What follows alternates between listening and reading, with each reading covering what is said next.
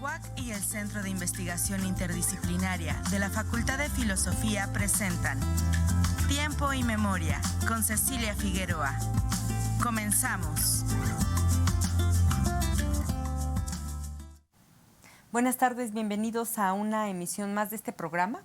Hoy vamos a hablar de gastronomía regional queretana y tenemos el invitado que tenemos hoy nos va a sacar de una mentira en la que hemos vivido por mucho tiempo, de que en Querétaro no hay gastronomía, que la gastronomía se reduce a las gorditas de migajas y a las enchiladas queretanas, que luego dicen que ni queretanas son, porque son del Camino Real de Tierra Adentro. Él es el gastrónomo Edgar Cruz Delgado, quien acaba de regresar de concluir una maestría en la Universidad de Toulouse, en Francia, que tiene que ver con las ciencias sociales aplicadas a la alimentación. Hola Edgar, gracias por acompañarnos. Gracias a ti por haberme invitado. Y sí, de hecho, yo también en Francia estuve trabajando en unos restaurantes Michelin con algunas estrellas. Y acá también estuve trabajando con un chef llamado Ricardo Muñoz Zurita. También le gusta eso de la investigación de la cocina. Entonces, pues sí, por ahí me he enfocado bastante en lo de la cocina y la investigación alrededor de ella.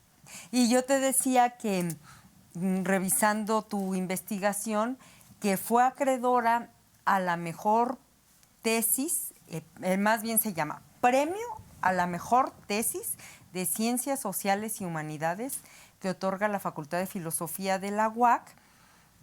La de Edgar fue acreedora a este primer lugar y le decía que me sorprendía y estoy contenta por ello, porque siempre en esa facultad los filósofos y los historiadores creemos que tenemos como...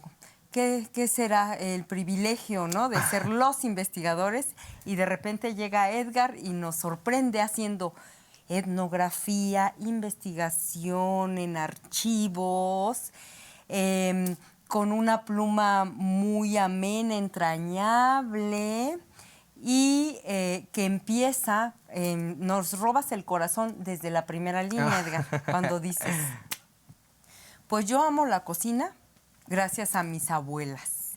Y dices, como les decías, tus tíos. Cuéntanos esa parte de cómo el Edgar niño se enamora de la gastronomía por las abuelas.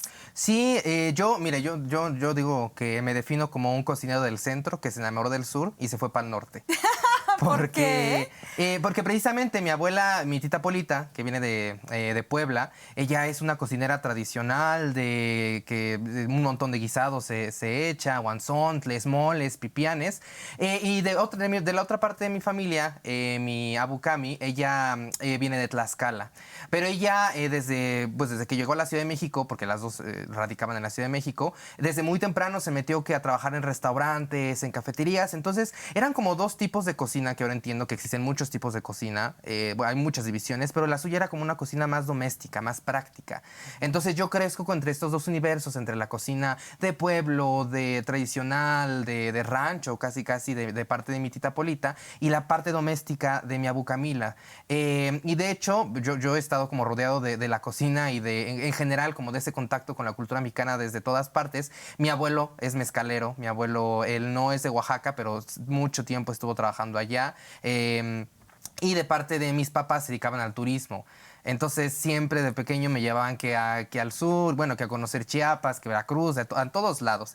Y me acuerdo que en un viaje que hice a Oaxaca, donde todavía no sabía si me iba a dedicar a la cocina o no, llegué a Oaxaca y dije, wow, esto es un universo, hay muchos guisos, muchos colores, mucho folclore. Dije, bueno, ya conozco el centro y ya conozco el sur. Ahora, ¿qué hay en el norte? Como pasó con Querétaro, una región muy abandonada por los estudios de cocina, donde también hay muchas cosas. Entonces dije, bueno, pues ahora ya que hice, después terminando Querétaro, me fui a hacer una investigación a Coahuila. Entonces, a mí me gusta, pues yo ando de todos lados, de aquí para allá. Sácame de una duda hablando de estos regionalismos, de que si en el sur se come bien, pero cuando empieza a oler a carne asada ya no hay gastronomía. La famosísima frase. Sí. La UNESCO nombra a la cocina mexicana como patrimonio de la humanidad. Nada más que ahí hay un subtítulo que no entiendo, que dice algo así como el caso extraordinario de Michoacán. Eso quiere decir que solo es la cocina michoacana, que la cocina michoacana es como el ejemplo de lo maravilloso que... Explícanos, por favor, ¿a qué le nombraron Patrimonio de la Humanidad? Sí, hay mucha confusión también a partir de eso. Se llama así el paradigma de Michoacán. Y no, lo que nombran como la cocina mexicana es todo como el sistema cultural, social que hay alrededor de la cocina mexicana.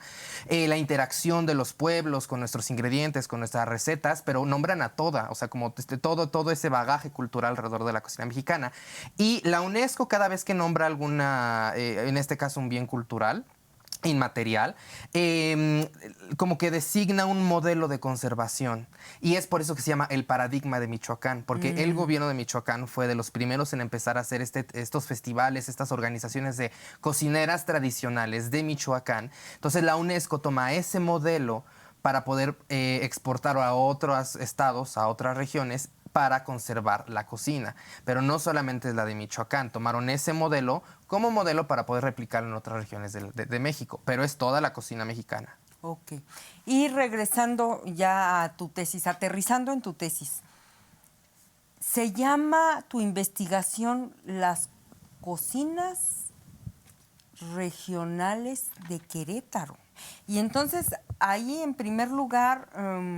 es desconcertante porque dices, a ver, yo pensé que no había gastronomía, pero encima Edgar me está diciendo que no es una, sino que son varias en Querétaro.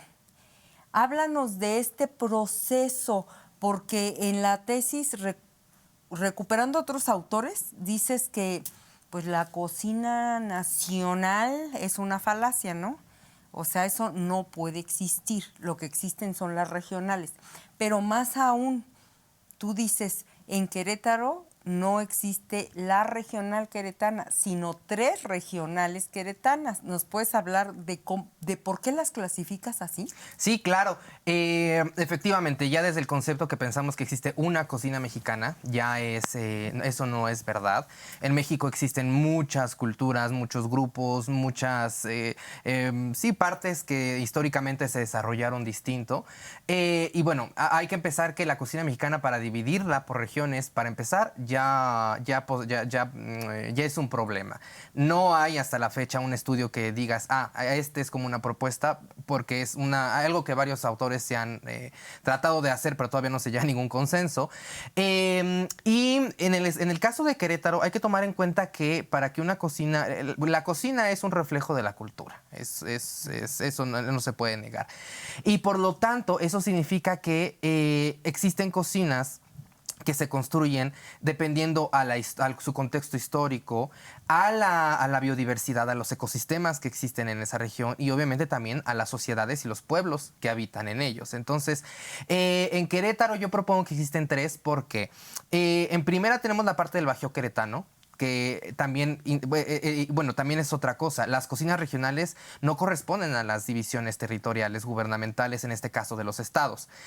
Van más allá de los estados. Entonces, estas regiones son a su vez parte de otras regiones que colindan. En el caso, por ejemplo, del Bajío queretano, por el tipo de clima que puede llegar a ser, sobre todo hacia el sur, hacia Mealco, un poco más boscoso, se comparte con el Estado de México, pero también por ahí pasa el camino real de tierra adentro, y rutas comerciales que nos unían con Guanajuato, con San Luis Potosí. Entonces es una región que yo propongo nombrar el Bajío queretano. Tenemos en medio el semidesierto, como su nombre lo dice, una región ya semidesértica donde ya los ingredientes y los alimentos son distintos. Y aparte ahí tenemos 2 poblaciones, bueno, no 2 poblaciones, tenemos la población de ñañús o otomís, como se les llama, y entonces ya crean un ecosistema distinto, un grupo distinto, una cocina distinta, y a su vez esta la comparten con la parte de Hidalgo, con el Valle del Mezquital, pero también con Guanajuato, porque Guanajuato también tiene semidesierto, y la tercera parte que es hacia la Sierra Gorda. La Sierra Gorda ya geográficamente te pone una barrera. Y eso ya divide al estado, al resto de las otras dos regiones. Y esta región, nosotros la llamamos Sierra Gorda, pero es la antesala a otra región todavía más grande, que es la Huasteca.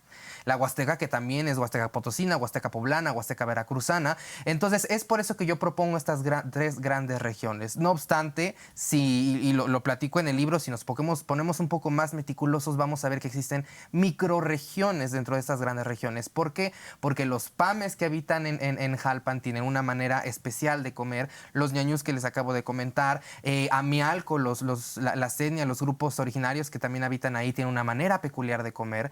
Entonces es una propuesta, obviamente, pero para generalizar sí, propongo construir estas tres grandes regiones del estado. Quienes no somos especialistas en gastronomía, pensamos que la comida es, ¿no? Como un hongo que brota, como Sí, por claro. generación espontánea, y si no es venenoso te lo comes y se acabó.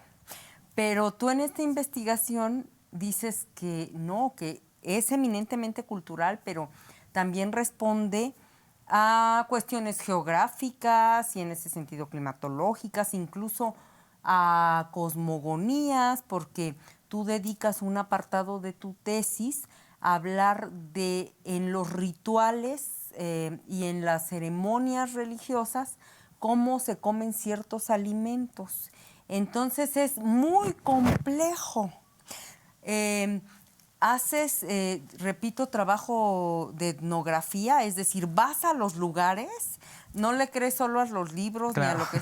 Vas a los lugares y ahí te metes a la fiesta y ves, ¿no?, cómo se comen los garbanzos amarillos en la fiesta de San Miguel Tolimán. Platícanos de estos factores, por favor. ¿Cuáles son los que influyen para que un ingrediente, tan solo un ingrediente, sea tan específico, por ejemplo? Sí, y lo que tú dices tienes total razón. Lo que nutrimental o biológicamente sea comestible no significa que culturalmente lo sea. El caso más famoso puede ser el de los insectos. ¿Por qué? Porque si son comestibles, unas culturas los comen y otras no. Porque hay que meter esos ingredientes dentro de la cultura, dentro del pensamiento de esa población en específico.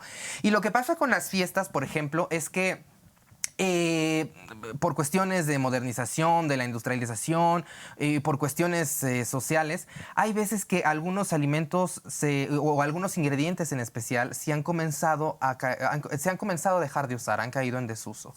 Pero las fiestas es este momento en el que vamos a mostrar, vamos a ofrecer lo mejor de lo mejor. En este caso, santos, que son o vírgenes, que es específicamente traté las fiestas de San Miguel del Tolimán, las de la Virgen del Pueblito, también fui a la del Soriano. Entonces, en estos momentos, la comunidad va a ofrecerle a sus imágenes religiosas lo mejor que tienen. Eso significa que van a ofrecer grandes cantidades de comida, van a ofrecer los ingredientes que ellos consideran más valiosos, van a sacar las recetas más complicadas o más complejas y aparte les van a agregar un valor extra. A mí lo que me llamaba mucho la atención es que cuando yo entrevisté a las familias del pueblito que generan el caldo de buey, que es un caldo de res. Oye, que es de una crueldad inusitada. Pasean al buey un día antes con unas flores aquí y al otro día se lo comen. Sí, exactamente. Es como, sí, en general las culturas no han sabido muy bien cómo lidiar con el tema del sacrificio y para el pueblito lo hizo así, ¿no? Y también era una manera de demostrar que el buey iba a ser de calidad, porque volvemos a lo mismo, se sacrificaban los mejores bueyes. Entonces yo le preguntaba a estas familias y me decían, es que aunque nosotros hagamos el caldo de buey en otras fechas, no sabe igual. Y también cuando preguntaba lo de los garbanzos en amarillo, es que lo podemos hacer esta receta en otra fecha, pero no va a saber igual. Entonces es increíble, ¿no? Cómo darle un valor, o sea, ya estamos mostrando lo mejor de lo mejor, pero aparte la fiesta, la fecha va a transmitirle un sabor todavía mejor. Habrá que probar el caldo de buey en otras ocasiones o los garbanzos, ¿verdad? Pero bueno, al menos lo que me sirvió estaban exquisitos. Eso obviamente tiene que ver con imaginario de esas comunidades, Claro, ¿verdad? No claro. tiene que ver con que en mayo hace calor y entonces los garbanzos saben más ricos. Podría ser, eso ya necesitaría yo una investigación así súper específica. específicamente, porque claro, en cuestión de que no, las plantas, por ejemplo, un chile que se utiliza especialmente, o que se utilizaba, ya casi no, pero un chile que se utilizaba aquí en la parte del Bajío Queretano, que es el chile trompo, solamente se da en cierta temporada. Entonces, aunque lo tratáramos de comer fuera de ello, no se va a encontrar. Entonces, obviamente, si hacemos el caldo en otra fecha, ya el sabor iba a ser distinto. Ya que entramos a lo de la comida en las fiestas, en la festividad de la Virgen de la Basílica Menor de Soriano, ¿qué se come? Porque yo he ido 30,000 veces y claro que se me cae la baba con las gorditas, pero ¿cuál es el platillo? Pues justamente le diste al clavo, las gorditas. Y creo que volvemos a la misma como concepción que se tiene de Querétaro, de que solo son enchiladas y gorditas. Sí, o sea, sí hay enchiladas, sí hay gorditas, pero hay que encontrar también que hay recetas especiales o recetas con características distintas. Si tú vas a Bernal y te comes una gordita de maíz quebrado, es distinta a la gordita que tú te vas a comer en el Mercado de la Cruz, a las gorditas que se salen. El día de la Virgen del Soriano salen todas estas señoras a vender sus gorditas, pero es una gordita que se le mete queso y una mezcla de chiles. Entonces, de hecho, digo, yo le puse el nombre de las gorditas de la Basílica del Soriano para nombrarlas, para etiquetarlas. Si no, puede ser una gordita cualquiera, pero sí es una receta que solamente se encuentra o que es más popular durante esos festejos, durante ese pueblo. Entonces, imagínate, para hacer ¿cómo decir? Un mapeo de todas esas recetas, pues hay que ir de pueblo en pueblo buscando no solamente la receta tradicional, sino viendo las diferencias que tiene esa receta conforme a las otras comunidades que hay alrededor. Y en Tolimán, además de el garbanzo amarillo, ¿qué otro platillo típico hay en estas? Porque además la fiesta dura 3 meses, imagínate. Sí, claro. O sea, es una comida especial para la fiesta más larga, ¿no? Que hay en México. ¿Qué comen además de esto? Pues, por ejemplo, yo cuando me tocó sentarme ya a la mesa con los bailarines, que bueno, yo lo leía en los libros y yo nunca, bueno, en el caso de la cocina a mí me sorprendió mucho porque nunca se especifica que eran bailarines niños y yo cuando llego y veo a puros niños digo, ay, ¿a poco ellos van a ser los que van a bailar, no? Entonces, ya al final ponen los tablones así, y después de que bailan ponen los tablones y me invitan a sentarme con ellos. Pues el pan que se come es un pan especial, el pan de pulque que se hace en horno ahí en Tolimán. Y son cosas tan pequeñas porque yo vi estas ollas gigantes de chocolate. Y les digo, bueno, ¿y cómo se hace? Y que me dicen que se le echa chocolate de tableta, leche en polvo, chocolate en polvo. Entonces dices, wow, ahí ves que uno se puede hacer un chocolate cualquier día del año, ¿no? Pero cuando se les va a servir a los bailarines vamos a sacar nuestros mejores ingredientes, vamos a hacer la receta más compleja. Entonces ahí te puedes ver que incluso en los pequeños detalles es ofrecer lo mejor de lo mejor. Y tú registras un número que me parece extraordinario a la luz de que pensábamos que nada más se comía bien y variado en Chiapas, Oaxaca, Yucatán, es decir, el sureste. 100 recetas de la región. Y dejé varias fuera. ¿Por qué las dejaste fuera? Pues ya no cabían en la tesis. Ya iba a ser más anexos que sí, la parte de... Pero ¿cuántas calculas así, con las que incluiste y las que no viste? ¿Cuántas habrá? ¿Cuántas recetas queretanas? No tengo. Yo creo que la cocina en general es infinita porque, por ejemplo, lo que hice en este trabajo no nada más fue una investigación, digamos, como horizontal, es decir, lo que se come ahorita, sino también fue vertical, o sea, irme a lo que se comía, platillos ya olvidados y cosas así. Y no sé, de los platillos que más me llegaron a impresionar y que desgraciadamente ya están cayendo en desuso porque es casi imposible encontrarlos. Un mole de betabel, por ejemplo, un mole que se le muele betabel, por eso se llama así, pero que tienes una salsa de un color violeta tan bonito, tan intenso.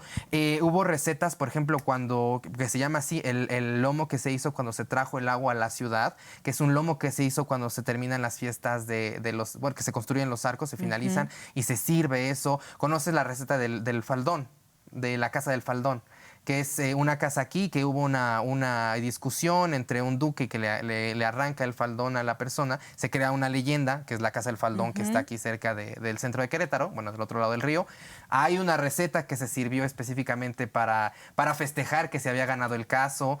¿En serio? Sí, claro, hay tantas cosas que a mí me sorprendieron. Y yo lo decía como en una reflexión. Y están en el recetario, hay salsas de casi cada color. Tenemos el chile negro, el mole de Amealco que es café, el mole de betabel que es morado, el mole rojo, el mole de lechuga de San Juan del Río, la gallina Galindo, que es una gallina que se preparaba en la hacienda Galindo, que es de color blanco. Entonces tenemos recetas de muchísimos colores y es justamente eso, ¿no? El demostrar que Querétaro no solamente son enchiladas queretanas o que no son gorditas y que incluso aún así hay muchas gorditas. Hay también una infinidad de recetas que, como te digo, yo estoy seguro que si siguiera investigando terminaría con una cantidad impresionante de recetas que existían, que existen y que como la comida es dinámica, como la cultura, van a seguir existiendo. Hay restaurantes específicos en Querétaro que presumen de que es comida de la Nueva España queretana y tú ves los ingredientes y están muy españolizados, ¿no? Alcaparras, aceitunas, lomo de cerdo. ¿Tú en esta investigación ratificas eso? Porque, por ejemplo, la maestra Patti García hizo una investigación, incluso tú la citas en tu tesis, también de la gastronomía, pero en los años 40, y rescata esta parte de la gastronomía virreinal. ¿Pero tú crees que la de la capital es muy españolizada? Varias cosas. En primera, la comida que nos llega al inicio a la Nueva España no era una comida netamente española, era comida árabe. No podemos olvidar que los árabes ocuparon gran parte de España y todos esos dulces, las frituras, los platillos complejos venían de los árabes, venían y que a su vez se desarrollaron durante el califato. En Bagdad, muchísimos años antes, llega la Reconquista, llega esta nueva construcción de cocina española que también se inspira mucho en los sabores del medievo europeos en general. Entonces sí, la comida que llega primero a los virreinatos y a las ciudades es ni siquiera diría española, es sobre todo árabe, es medieval. Y que poco a poco se le van integrando ingredientes pues locales. Algo, por ejemplo, el azafrancillo, que es la cúrcuma. Yo no tengo ni idea de cómo llegó aquí. Bueno, supongo que por el Galeón de Manila, no lo sé, no sé a ciencia cierta. Pero como el español no tenía su azafrán, encuentra esta especia que viene del Medio Oriente para pintar de colores de amarillo su comida, y pues ahí se queda. Y de ahí salta al semidesierto y los ñañús lo vuelven especial. Y se lo ponen al garbanzo. Exactamente, ¿verdad? Exactamente. Ya es como un ingrediente que llegó de tan lejos, ahora es parte esencial de un platillo ritual, del platillo ritual de Tolimán.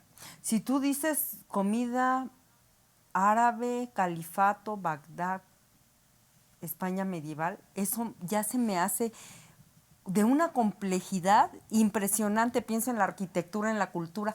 Así es la comida que trajeron. Así es la comida que trajeron. Complicadísima. Yo cuando a mis alumnos que les he explicado la complejidad de la cocina mexicana, es como las pirámides. Se construye una sobre otra. Y eso es lo que pasó con la cocina mexicana. Llegaba una influencia y no la borraba como tal, sino se sumaba a la gama de complejidad. Y es por eso que la comida mexicana goza de una complejidad, de un mestizaje, de una mezcla de sabores, olores, pensamientos, historias inusitada, en verdad. Y te lo puedo asegurar. Yo creo que hasta la fecha yo no he encontrado una, estudiando cocinas de otras partes del mundo, yo no he encontrado una comida popular que sea tan compleja como la nuestra. Edgar, ¿con qué te gustaría cerrar? Pues sobre todo que hay que dejar de pensar que la comida queretana solo son enchiladas y gorditas, que sí lo son, pero que es un porcentaje muy pequeño, y que espero que después de haber visto ese programa les quede en primera la reflexión de que Querétaro sí tiene cocina, y no tiene una, tiene muchas, y que si usted es queretano o queretana, comparta sus recetas, sobre todo. Eso es importante, porque si pensamos que no hay, es porque tú lo dices en la investigación, se cerraron. Efectivamente. Dices que a partir de la migración, infiero que de los 80, no lo sé. Sí, si después antes. del terremoto es cuando llega una gran migración aquí a Querétaro de capitalinos. Y las recetas entonces son secretos Efectivamente. de familia. Efectivamente. ¿Verdad? Y eso, Edgar, ¿será privativo de Querétaro? No, ha pasado en otras partes del mundo. Por eso es que hay que compartirlas. La cocina es un patrimonio vivo y que si no se comparte, se muere. Pues muchas gracias, gastrónomo y maestro Edgar Cruz Delgado, acreedor a la mejor tesis de licenciatura que otorga la Facultad de Filosofía de la Universidad Autónoma de Querétaro. Gracias por habernos acompañado. A ti por haber invitado, muchas gracias. Gracias. Y a nuestros televidentes nos vemos en la próxima emisión. Buenas tardes. TV UAC y el Centro de Investigación Interdisciplinaria de la Facultad de Filosofía presentaron Tiempo y Memoria con Cecilia Figueroa. Gracias por acompañarnos.